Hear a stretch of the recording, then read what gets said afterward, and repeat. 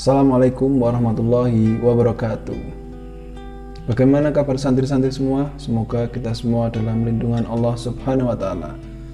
Baik, pada pertemuan pagi ini kita insya Allah akan mulai mempelajari tentang bahasa Inggris. Nah, walaupun kemarin waktu kelas 1 kita belum sempat mempelajari bahasa Inggris, semoga di kelas 2 ini kita diberikan kemudahan oleh Allah Subhanahu wa Ta'ala dalam mempelajari bahasa Inggris.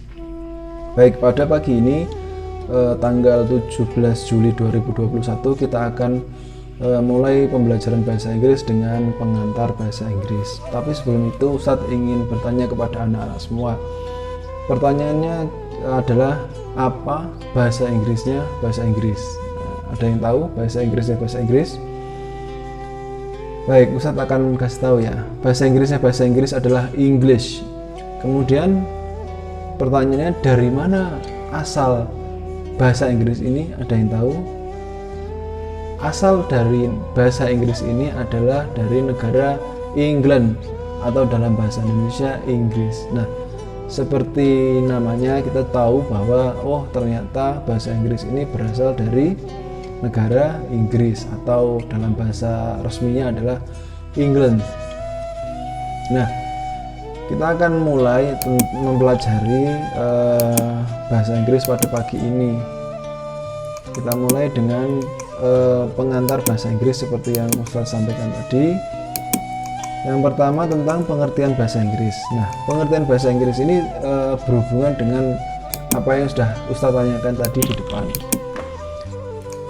Nah, tentunya akan lebih mudah kita mempelajari bahasa Inggris dengan terlebih dahulu memahami atau mengerti apa sih maksud dari bahasa Inggris itu. Nah, pengertian bahasa Inggris adalah bahasa yang berasal dari Inggris atau England yang sekarang digunakan sebagai bahasa internasional. Nah, seperti apa yang Ustadz sampaikan tadi, ternyata bahasa Inggris itu adalah bahasa yang berasal dari negara Inggris dan sekarang bahasa Inggris itu sedang digunakan sebagai bahasa internasional.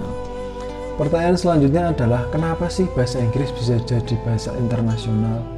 Ada yang tahu? Nah, jawabannya adalah karena di luar sana banyak sekali negara-negara yang menggunakan bahasa Inggris dalam percakapan sehari-harinya. Seperti misalnya ada Amerika Serikat, ada Singapura, ada Australia. Nah, tiga negara tersebut adalah salah satu di antara negara yang menggunakan bahasa Inggris dalam percakapan sehari-hari. Dan masih banyak sekali negara-negara yang menggunakan bahasa Inggris. Nah, karena banyak negara yang menggunakan bahasa Inggris dalam percakapan sehari-hari, maka disepakatilah bahwa bahasa Inggris menjadi bahasa internasional. Begitu tentang sekilas tentang bahasa Inggris. Kemudian kita akan mengetahui selanjutnya adalah kita akan mengetahui manfaat dari mempelajari bahasa Inggris. Yang pertama tentunya kita bisa menambah pengetahuan dan wawasan. Dijelaskan dalam Al-Quran dalam surat Al-Hujurat ayat 13 yang berbunyi, Ya ayyuhan nasu inna khalaqnakum min dzakarin wa untha wa ja'alnakum syu'uban wa qabaila lita'arafu inna akramakum indallahi atqakum innallaha alimun khabir. Yang artinya, wahai manusia, sungguh kami telah menciptakan kamu dari seseorang laki-laki dan perempuan, kemudian jadikan kamu berbangsa dan bersuku-suku agar kamu saling mengenal. Sungguh yang paling mulia di antara kamu di sisi Allah ialah orang yang paling bertakwa.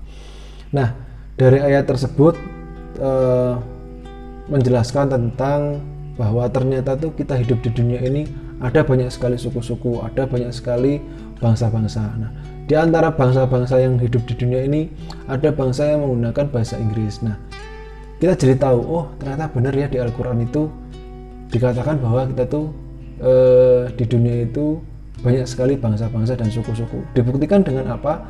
Dengan ternyata ada bahasa Inggris.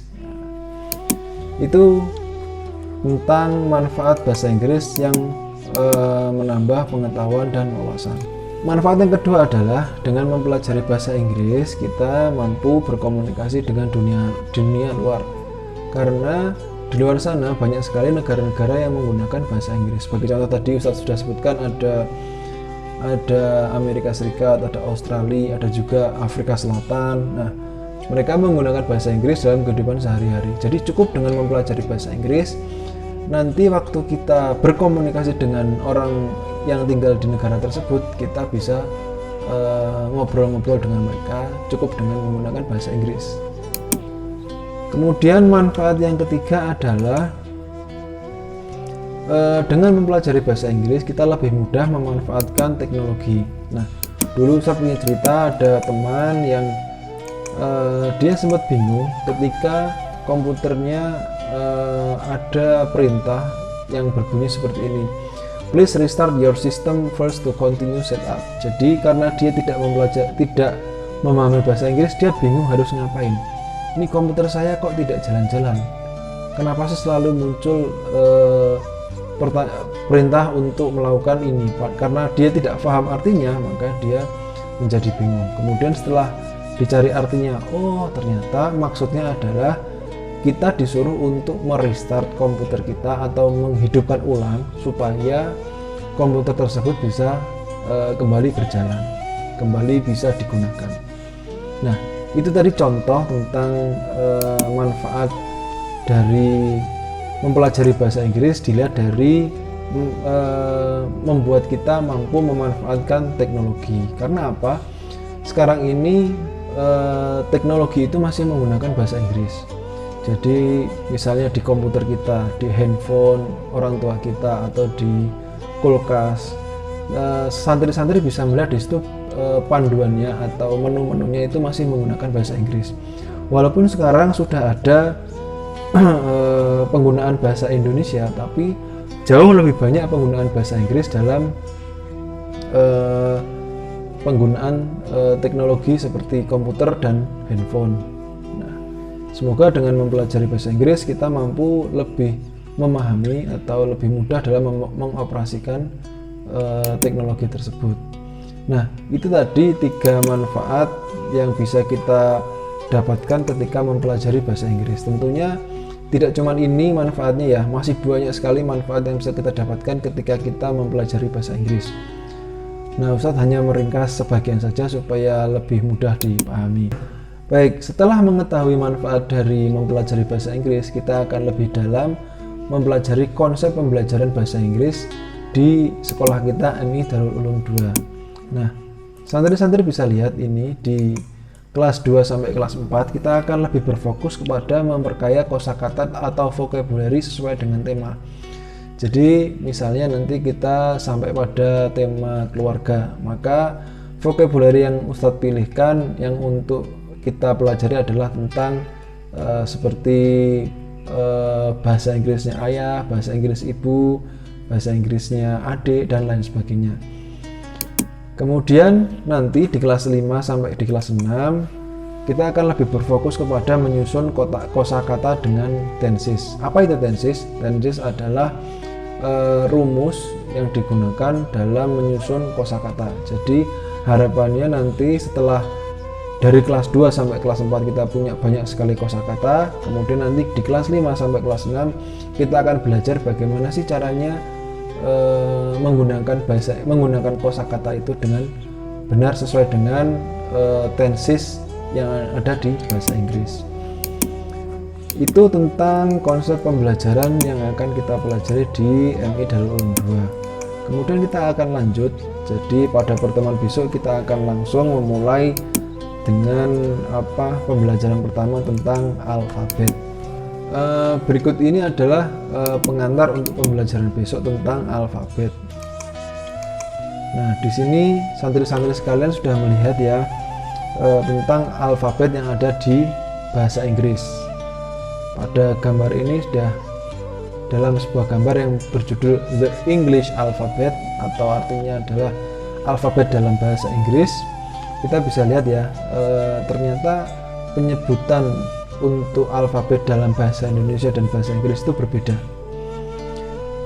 Anak-anak bisa perhatikan, yang pertama untuk huruf A itu dia berubah menjadi A, kemudian B itu berubah menjadi B, kemudian C itu berubah menjadi C, D berubah menjadi D, E berubah menjadi I, F itu menjadi F, G menjadi G, H itu menjadi H, I itu berubah menjadi I, J itu berubah menjadi J, K itu berubah menjadi K, L itu sama L, M itu sama M, N itu masih sama N, kemudian O itu berubah menjadi O, P berubah menjadi P, Q berubah menjadi Q, R berubah menjadi R,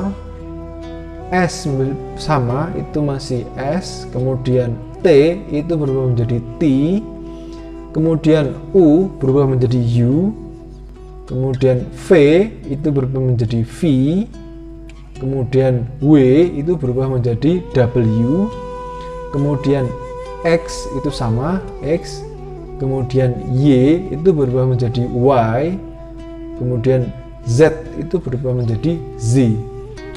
Nah, nanti di rumah santri-santri Ustadz harap bisa menghafalkan alfabet ini. Nah, nanti Ustadz sudah siapkan lagu yang bisa santri-santri hafalkan untuk mempermudah menghafalkan alfabet dalam bahasa Inggris. Silahkan dihafalkan. Nah, nanti silahkan anak-anak menghafalkan lagu yang sudah Ustadz siapkan supaya lebih mudah dalam menghafalkan dan mempelajari alfabet dalam bahasa Inggris. Kemudian nanti bisa dibuatkan videonya dan dikumpulkan maksimal Jumat malam, karena nanti kita Sabtu sudah ada materi tentang alfabet yang akan kita pelajari. Demikian pengantar bahasa Inggris dari Ustadz dan juga persiapan untuk materi alfabet besok. Jangan lupa dihafalkan. Nah, apabila Ustadz ada salah kata, Ustadz mohon maaf. Ustadz akhiri. Assalamualaikum warahmatullahi wabarakatuh. Selamat belajar.